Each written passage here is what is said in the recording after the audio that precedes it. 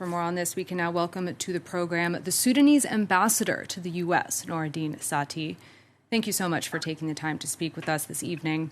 Now, just last weekend, the U.S. envoy for the Horn of Africa, Jeffrey Feltman, was in Khartoum, meeting with deposed Prime Minister Abdallah Hamdok, calling on military and civilian leaders to go through with the planned transition to democracy. 2 days later, there was a coup. What does this say about Washington's influence in Sudan? Thank you very much for having me. Actually, it's not 2 days later, it's a few hours later. What I can say about influence of the U.S. influence in Sudan is that it's considerable. The U.S. have supported the revolution in Sudan. They have supported the change in Sudan. They have took Sudan off the list of states harboring terrorism. They help us with the issue of debt relief and the HIPC process, and they are continuing actually to help us in many ways. And I think they have a great role to play in Sudan. Has the coup strained ties with the U.S., even if it does want to remain a backer of the transitional government? Of course it has strained relations. And you have probably read and seen the declarations made by Congress, made by the White House, made by the administration, about the situation in Sudan, and a very strong condemnation to the coup, and calling on the coup perpetrators to go back to the situation as it existed before the coup.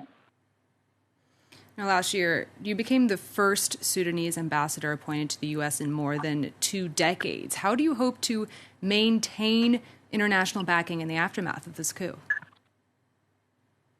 Well, I intend, of course, to continue doing what I am doing now. I have been appointed after 2 decades because there has been a revolution of the Sudanese people, because the Sudanese people are working now for peace, justice, and human rights and freedom. And I came carrying those slogans here to the United States, and I have been met with open arms because the United States believes in these principles and support these principles. And I shall continue working together with the United States and with other peace-loving and democracy-loving people, and with the Sudanese diaspora here, and with my colleagues in the democratic service, who are now in their numbers, going against this military coup, and we are concerting our action together to see what we can do to put pressure on these perpetrators in order to change course.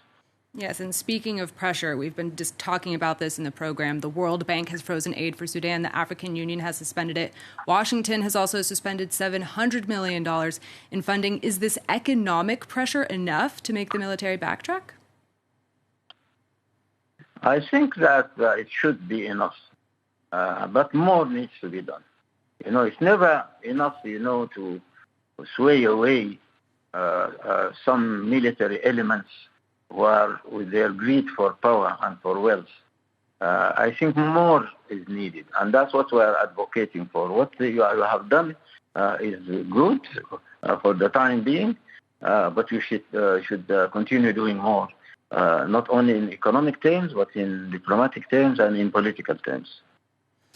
And one last question before we let you go. Which countries will Sudan turn to in the absence of U.S. support with the military now in leadership position? Well, it's difficult for me to answer this question. Maybe those who have staged the coup have their own ideas about that. But my answer would be they are going to completely isolate themselves if they think that they can go against the consensus of the international community. We have seen this before with al-Bashir. He has tried doing this and he has failed. He has tried counting on other countries which were taking him in the wrong direction and supporting him to go in the wrong direction. And you have seen what happened to al-Bashir. So I expect the same thing will happen to those people that they insist to go on the same path as al-Bashir.